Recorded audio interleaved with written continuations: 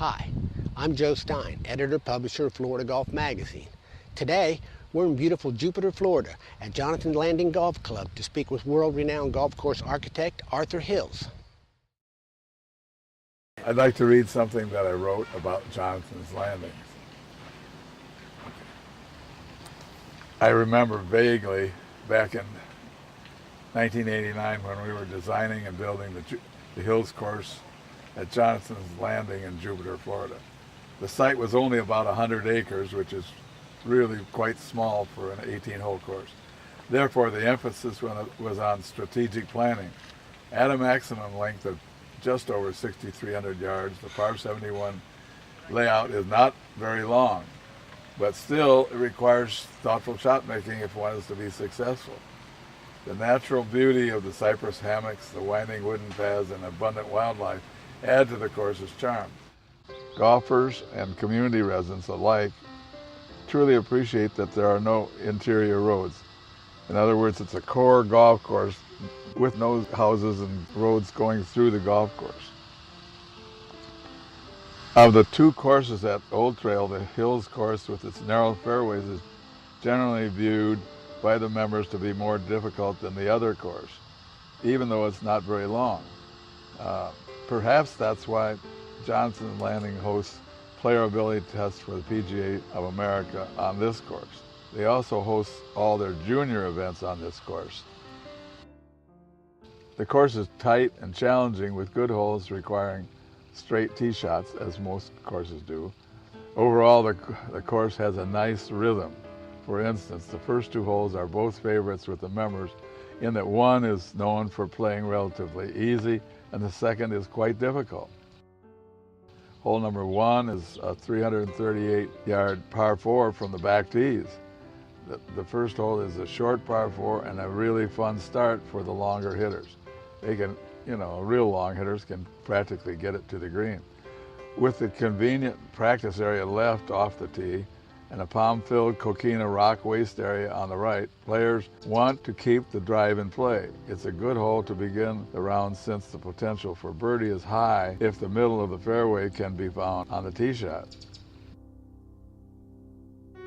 Hole number 2, in contrast, is a 560-yard par 5.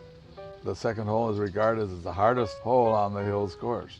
It's a 560-yard double dogleg par 5 with water down the left side off the tee.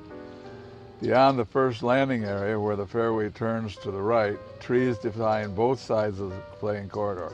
The final 200 yards features environmentally sensitive wetlands on the left and the tree line that buffers the adjacent 14th fairway on the right.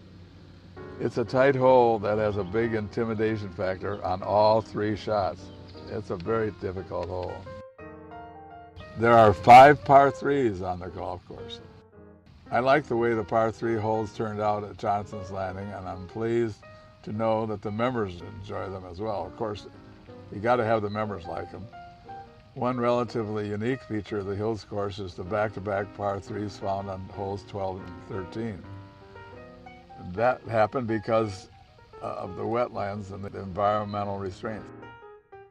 An extensive environmental preserve area in the northwest corner of the property provided just enough upland on which to position the tees and the greens on these 2 one-shotters. The Old Trail from the 12th green to the 13th green is a sensory-filled passage through the wilderness. Beauty and challenge take another form on the par 3 15th. This lakeside gem favors a right-to-left approach if the water and a single bunker at the back right are to be avoided. The last 3 holes of the Hills course are most often called signature holes by the members at the club. Hole number 16, 323-yard par 4, it's a lot of fun.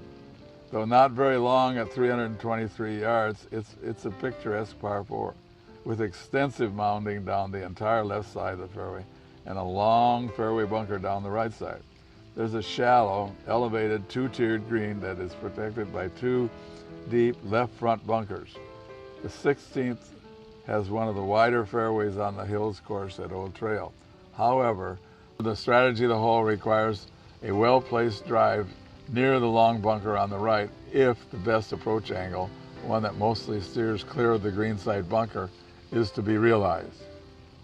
Hole number 17, which is 406 yards long from the back, par 4 of course. The 17th is regarded as a signature hole by most members. It reminds me of a simplified version of the 11th Augusta National.